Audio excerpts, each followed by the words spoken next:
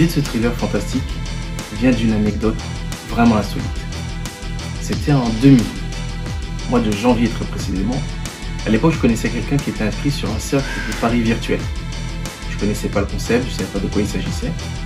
Et on était là dans la rue en train de marcher et d'un coup il s'énerve. Et il me dit « Ah, j'ai pas vu ça venir, j'ai pas parié sur lui. » Je lui dis « Mais de quoi tu parles ?» Et là il me dit « Carlos est mort. » Carlos.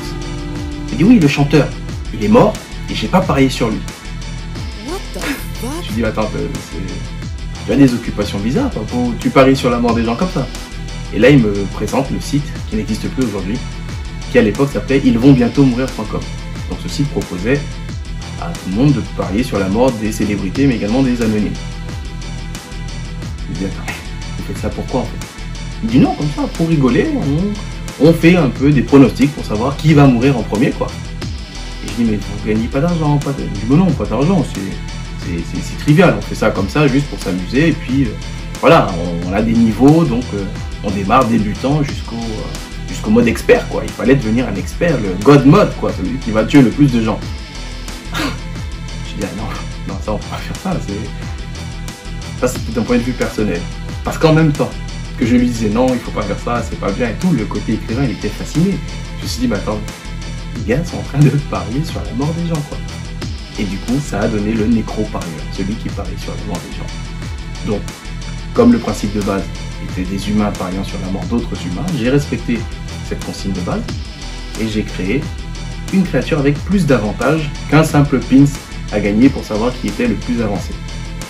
Dans le roman, le nécro-parieur peut allonger son espérance de vie selon un principe tout simple. C'est-à-dire que chaque être humain est doté de 150 ans de crédit de vie, qu'on appelle un crédit de vie. Donc quelqu'un qui va mourir à 20 ans va perdre 130 ans. Le nécro-parieur peut les récupérer pour allonger sa propre espérance de vie. Et comme dans tout pari, il y a bien évidemment des risques. Donc celui qui parie sur quelqu'un qui était censé mourir à 20 ans et qui ne meurt pas, va devoir lui rendre 130 ans. Donc c'est dangereux et le nécro-parieur peut en mourir.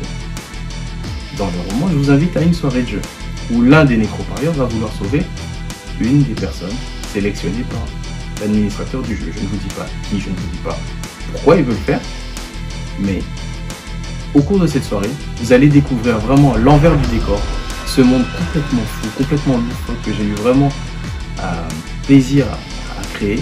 Et j'espère que vous aurez vous également autant de plaisir à découvrir cette nouvelle créature. Parce que c'est vrai qu'au niveau fantastique, tout le monde connaît les vampires, tout le monde connaît les loups-garous, les fées, les elfes. Mais le nécro-parieur, c'était quelque chose qui n'avait jamais été fait. Et grâce à cette rencontre un petit peu insolite, vous avez dorénavant cette créature et j'espère qu'elle vous plaira. Je vous souhaite donc une agréable lecture et vous dis à bientôt.